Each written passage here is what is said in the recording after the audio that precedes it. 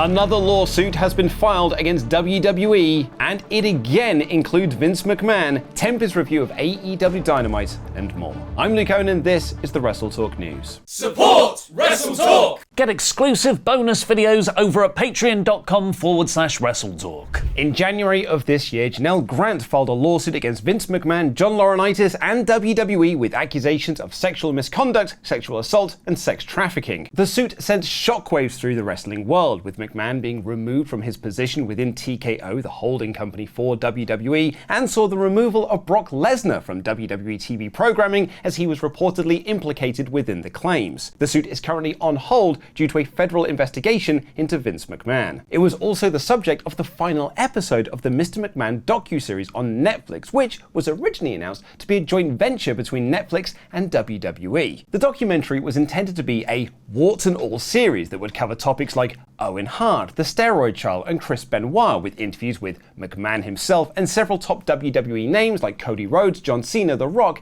and Steve Austin. That all changed when McMahon had sexual misconduct allegations made against him in 2022, which led to him stepping away and retiring from WWE, only to come back a few months later to sell the company and merge it to form TKO. Another of the warts and all topics covered in the documentary is the 1992 Ring Boys scandal, which saw ring announcer Mel Phillips and others accused of sexually abusing underage boys in exchange for work within WWE. The story was covered extensively by Phil Mushnick in the New York Post, and McMahon would later sue Mushnick for defamation. A lawsuit filed by Tom and Lee Cole was settled days before the famous episode of Phil Donahue, which McMahon appeared on. Phillips passed away in 2012. And now, for the first time, McMahon is named in a new lawsuit related to the Ring Boys scandal. The new lawsuit is filed against Vince McMahon, Linda McMahon, WWE, and TKO on behalf of 5 John Does, who claim to have been known by WWE as Ring Boys hired by Phillips. The suit writes the underage Ring Boys were groomed, exploited, and sexually abused by Phillips, who targeted children from broken homes. His sexual assaults occurred not only at the wrestling venues, but also in hotel rooms and other locations, where Phillips would shuttle the boys in plain sight. Defendants were fully aware of the systemic and pervasive abuse and did nothing to prevent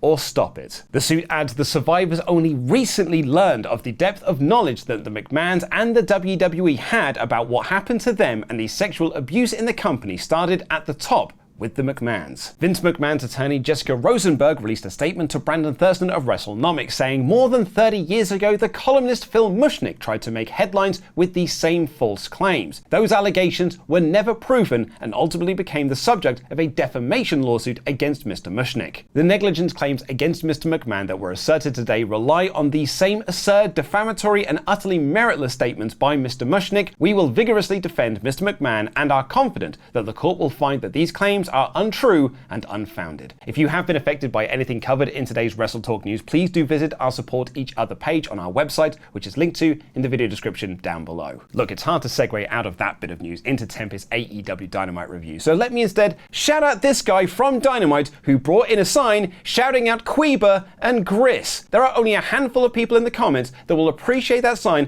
as much as I do. Shout out to Brian Chris, Flubs Unite. Welcome to this Sat-E Thursday, where Sat and I are going to be reviewing Dynamite on the podcast later on. But in the meantime, I'm Tempest, and this is my review of AEW Dynamite in about 5 minutes. After a look back at the destruction that Jon Moxley and company have caused since WrestleDream, the AEW roster are waiting for them to arrive in the parking lot, a fitting touch to make this angle feel like it encompasses the entire AEW universe. Hangman Page was called to the ring to answer for what he did to Jay White last week, and upon taking the mic, said that he knocked out Austin Gunn so hard that he probably doesn't remember his own brother's name, a nod to the promo Hangman himself cut 2 years ago after being knocked out by Jon Moxley when Hangman couldn't remember his son's name. An excellent display of how far Hangman has fallen. Colton Gunn attacked Page before taking a swan dive into the timekeeper's area, and the rest of the Bang Bang Gang made the save. White said that Page may try to cover up his shortcomings with blood, fire, and barbed wire, but he'll never hide that he can't measure up to the Switchblade. Seems like we may be heading for a Hangman Switchblade Texas death match, which would be very fun if you ask me. MVP quotes a wise man named the Joker, saying, "When you're good good at something, you never do it for free with regards to Shelton Benjamin, and then Benjamin took on Sammy Guevara. Similar to last week, Shelton's power and explosiveness were on full display here, with everything from suplexes to the best super kicks in the business today, including one catching Sammy out of midair. You know, the kind that would make all fans sit up and go, I wasn't expecting Shelton to be presented as an unstoppable powerhouse, but I am not complaining at all. This was the best match on the show, and Shelton won with the T-bone suplex. Mariah May tossed Anna Jay's bag down the hallway before the two pulled each other's hair, and then fashion icon Kyle Fletcher and No Socks Don Callis made their way to the ring accompanied by tremendous heat. Kyle revealed his motivations, linking his journey to AEW with Will Ospreay's, and saying he stabbed Will in the back just like Will did Okada, and he dropped Will with a Tiger Driver just like he did Kenny. He really put over that people in America thought he was the next Ospreay, and even that they sound the same. And let me tell you something I've learned since moving here, folks. The worst thing you can say to someone that isn't from here is that they're English. I mean, that would be like saying a Canadian is from America. Fletcher says he will face Ospreay next week and Tiger Driver him to dust, and to prove he's nothing like Will, he shaves his head. Fletcher was getting a big-time reaction and handled the crowd with a poise beyond his years, and this is where I felt Kyle was no longer showing top guy potential, he was showing he is a top guy. Ricochet talked about fighting Takeshita in my home and native land when he was interrupted by MVP and given a business card and a compliment on his very nice suit. Then Brian Cage and Lance Archer beat two guys who weren't given an official name, so I'll just go by what Daddy Magic called them on commentary. Cage and Archer beat the two big beefy bastards. They won with a powerbomb chokeslam combo, and already I really like this team. It's a simple thing, but one is strong and one is tall. That works for me. The babyfaces in the parking lot were still waiting for the BCC when Chuck Taylor tells Mark Briscoe that his match is up next, and Orange Cassidy went to accompany him, but Chuck stopped him and said that Orange has beaten Mox before and he needs to get his head in the game and snap out of the funk he's been in. Love this little interaction between former best friends. I mean, the team. I'm sure they're still, but you know what I mean. Mark Briscoe and Chris Jericho's ladder war was next, and immediately Mark put Jericho through two tables. They redid the teeter-totter ladder spot that knocked Jericho's tooth out in 2008, and so began Jericho pulling out all his favorite spots from his No Mercy ladder match with Shawn Michaels. Jericho got pushed backwards with a ladder on top of him, and then got his leg wrapped in a ladder. Rocky Romero fought off Brian Keith interference, and a froggy bow off a ladder appeared to have the match won for Mark, but Big Bill chokeslammed him through two tables and carried Jericho up the ladder to win the match and the title, only to have a stare down with a returning Tomohiro Ishii afterwards. I love Ishii, but man, I just got nothing.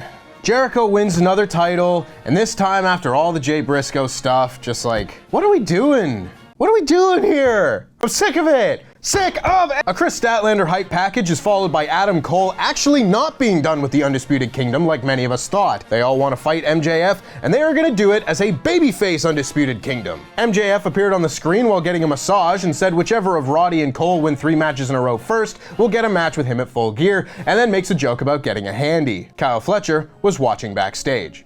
Well, watching the Kingdom, not the hand job. Jamie Hayter rebuked Penelope Ford's claim that she was handed everything, and then the House of Black squashed 3 dudes, one of whom was a pirate. Was this the first sighting of Paul Burchill in 15 years? No?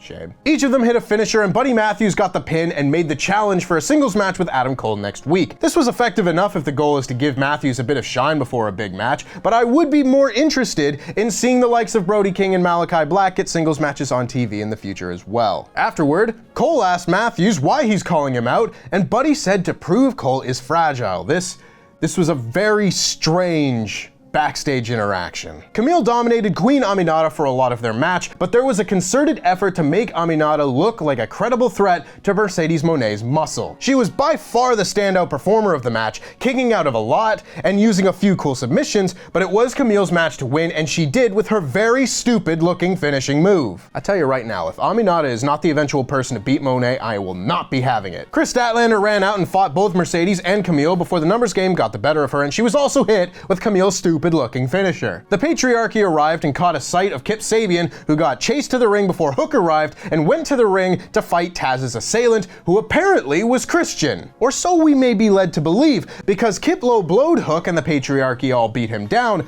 before Christian called him Tyler and said it's not what it seems. Intrigue! Kip appeared to have joined the group, which does not excite me, but Christian can turn anything into gold these days. He does have his work cut out for him though, because this is an uphill battle to make people care. Then we had our main event as Daniel Garcia and Private Party took on the Young Bucks and Jack Perry. We had tag team synchronicity between the Bucks and the Party, and a rugged ground and pound between Garcia and Perry to start, and then perhaps as a result of a curse placed on them by Stokely Hathaway at ringside, Private Party were at the mercy of the Elite. Garcia was powerbombed through the timekeeper's table and had to recover to take Perry over the guardrail. With the turn in momentum, Private Party managed to set up the silly string, but turn it into a small package for the win, but the real story is what happened after. As Zay got on the mic and said if the Young Bucks give them a rematch and they lose, Private Party will split up. Quen was not happy about this and the Bucks accept for a match next week. I love how this plays off of Stokely sowing the seeds of dissent between them recently, to the extent that I don't know who will win this match next week. But don't shut off the show just yet, because the truck finally pulled up and Marina Shafir got out as a distraction as the BCC attacked Zay and Quen with chairs before Moxley dragged Chuck Taylor to the ring and they Pillmanized his neck as Orange Cassidy was just seconds late to make the save. The whole show kept the foot on the gas for this Moxley title reign, and as it is clear that Orange Cassidy is likely to be his first challenger, I really appreciate the storyline they are telling with Orange being unmotivated after the split of the best friends, only to once again be given something to care about when one of them is put in peril. Thankfully, my favorite thing on the show was the handling of this main event angle, but otherwise, a lot of this week's episode of Dynamite was nothing to be excited for. There were some highlights, like Shelty B once again showing how great he is and Kyle Fletcher's haircut, but beyond that, the Cole MJF stuff was a bit lame, 2 to 3 squash matches, a broadly fine main event, a Kip Sabian and Hook storyline I simply do not care about, and of course, Jericho holding a belt again! Unfortunately, not a lot of this show really landed outside of the bits I mentioned, and thankfully, they were the most important bits, but otherwise this was a Dynamite that could easily have been skipped. This show gets a 2.5 out of 5. But if you want to lift your spirits, why don't you go and watch one of the worst wrestling matches to ever happen, anywhere, anytime, as we watch Seth Rollins vs. The Fiend on the latest episode of Worst Match Ever. Here's a clip, check it out. What's the no. No. No, referee, this is not your job. You're just, please, Seth, please. Is he Seth's doing going, this, Seth? maybe I'm the monster. Why are you crying? Why is he like crying? And then the bell No. rings. No! No! No! That doesn't make any sense!